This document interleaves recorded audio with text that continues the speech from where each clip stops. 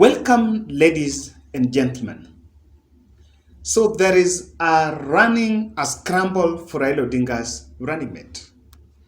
And the latest that is now happening is that Peter Munya have also thrown himself in that ring and things are not really well. Now, on the February, the deadline for civil servants to resign, those who wanted to seek re-election, there are cabinet members who did not resign.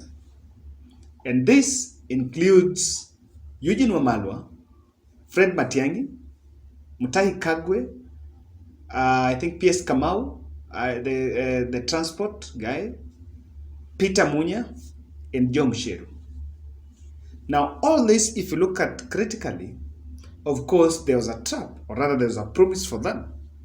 And Ukuri Atani, there was a promise for them to stick with the president up to the end. But it seems to Peter Munya, there was more than just what the president promised the others. Let us go to the star corridors of power. They're saying something here. A top government official is sulking and threatening to cross over to rival outfit if he is not made the running mate of a leading presidential aspirant.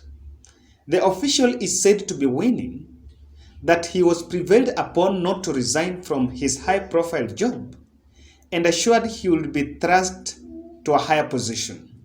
However, it now appears he has been relegated as big boys just for his prized ambition. The man was heard murmuring that he was duped into forfeiting his dream of toppling his political nemesis and now threatens to actualize the quest by sponsoring a rival candidate. Who is this? Without blinking my eye, this is Peter Munya.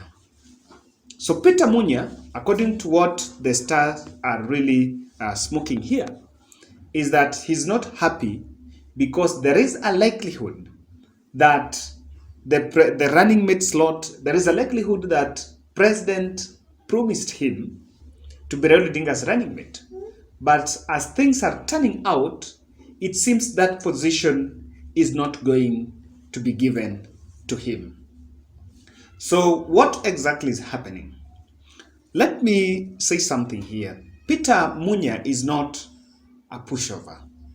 If you remember in 2017, after the general election and between the period where the rerun was actually going, the preparations for the rerun were going on, Peter Munya crossed over and joined Raila Odinga's the NASA team. And it took the intervention of the president who decided to put a call to Peter Munya, and he was brought back to the Jubilee coalition, to the Jubilee party. Then after that, he was given a cabinet slot. Then after that, there is something that I actually came to realize, that the president brought in Peter Munya because he wanted to reward the other side, the Meru and the Tharaka Nithi team. But then things went on, and we saw that when Raila went to Meru, he engineered a handshake between Peter Munya and Kiraitu Murungi, because Munya was supposed to go and seek that governor seat, and they would face off with Kiraitu Murungi. And in that, Kiraitu Murungi found a very easy way to clinch the Azimio ticket. What they had envisioned is to avoid a fallout between these two fellas. And that tells you that the president knew very well that if Peter Munya will be allowed to go and vie there was a likelihood that one would go to Kenya Kwanza and one would be in Azimio, and that one they would have split the Meru vote. But you also have to give some credit to the latest changes and the developments in the agriculture sector where he is in charge of. Really, recently, the central Kenya, the economy is on coffee, and Peter Munya have engineered changes and developments in that sector that have made President Uhuru Kenyatta's government have increased the popularity of the Uhuru Kenyatta's government in central Kenya. Now, I want to believe this is an anchor, or this is a harbor. This can be a very good political tool for the government or even Peter Munya, the president, to support Raila Odinga's presidency to tender Raila Odinga's presidency in that region. So let's face this situation. Why do you think Peter Munya wants this running mate? Of course, politics is about interest. And so if the president approached Peter Munya and promised him, did the president know that at the same time Kalonzo Musyoka was coming? Of course, all these were cards on table. So ladies and gentlemen, I want to try to divide what is playing out in this scenario politically. But before we do that, kindly subscribe to our channel.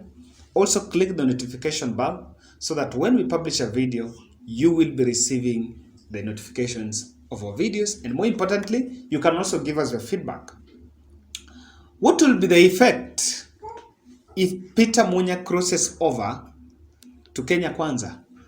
I think people might think that the window is closed. The window is not closed because he must not join as a party, but he can join as Peter Munya.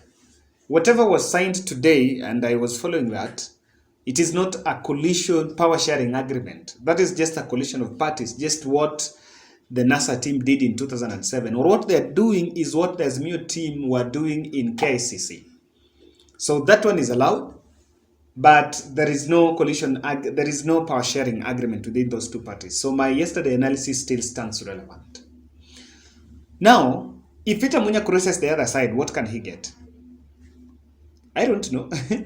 But of course, Nani is there, Kithure Kindiki is there, Mdome Njuki is there, Mithika Linturi is there, now Muturi is there. Of course, Ruto is going to get a chunk of that vote. And of course, I have realized that Ruto is very skilly. Every signing that he makes is one that is looking at what exactly this would result. Now, what's playing out here is the politics of Gema East and Gema West. You know that the counties of Meru, Tharaka Nithi, and Embu, and then there this other side of Nyeri, Murang'a, like Kirinyaga and Kiambu. So the only situation that I think the president, if Peter Munya was promised, then there was a plan for Raila Odinga's running mate to come from the other side of Gema, or rather the Embu side. And you know, these fellas had been complaining all along that since the days of Jomo Kenyatta, they have been supporting the presidency from this side, and it was time to reward. So maybe at appropriate time, there was a plan for Uhuru Kenyatta to use the Raila's presidency moment to reward the other side of Gema. The question that I want to ask, if Peter Munya was promised to be Raila Odinga's running mate, then what do you think Matiang'i was promised? What was in store for Kagwe and the rest of the team that did not resign? What this tells me is, I am persuaded that the president have high stakes in Raila Odinga's presidency.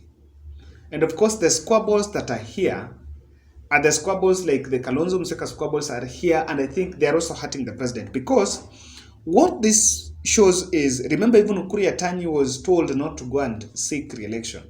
And there is a high stake in Raila Odinga's presidency, because even the fellows that are in cabinet are really depending on it.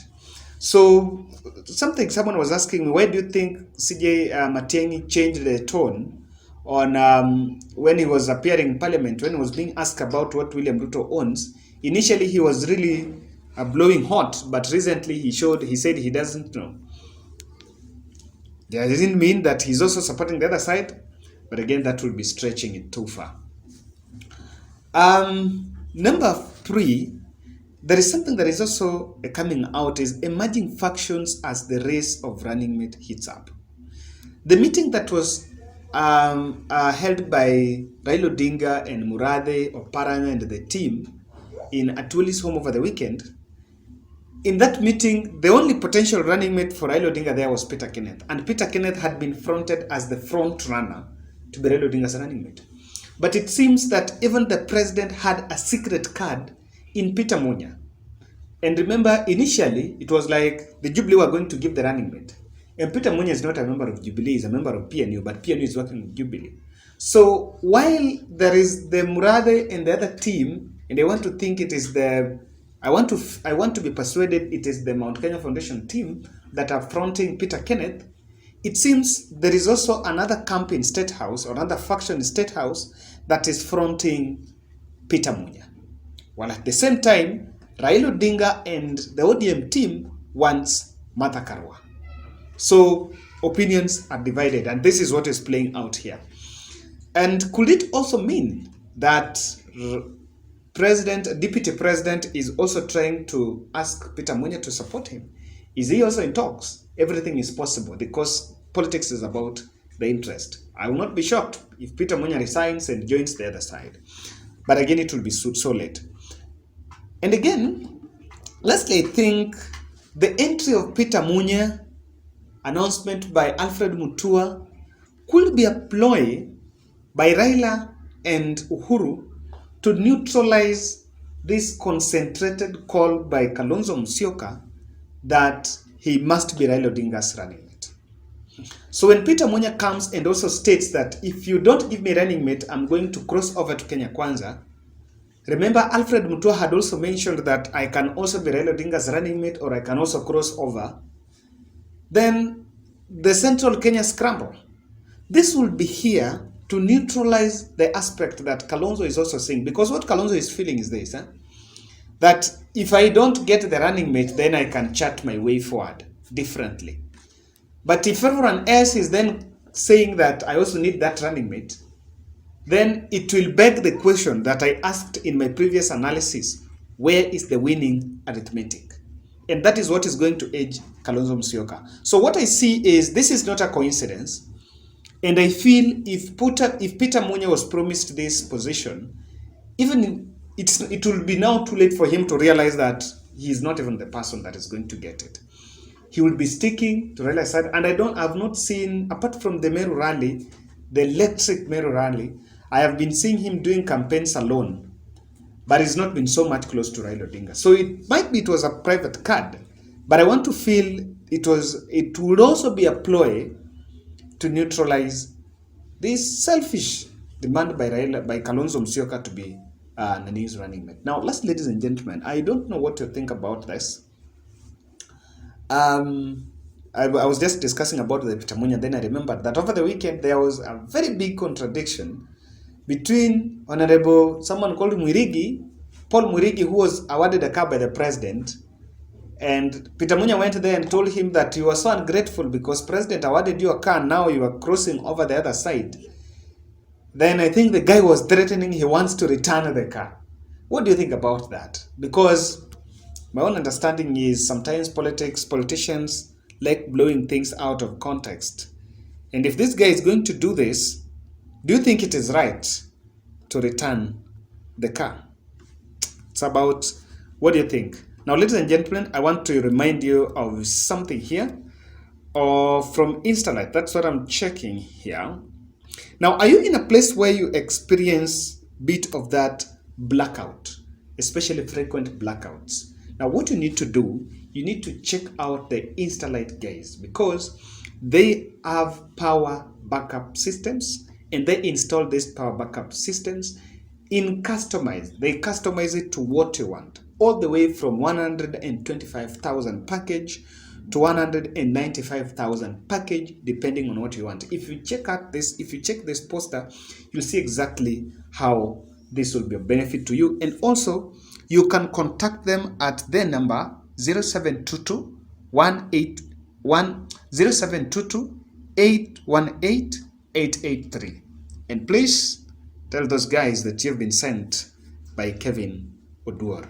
Let's see how this is going to play out. The Munya running mate call and the threat that if I don't get it, I cross to Azimio. And I don't know where that is it. By the way, I'll analyze why there is a scramble for Raila Odinga's running mate from Central Kenya.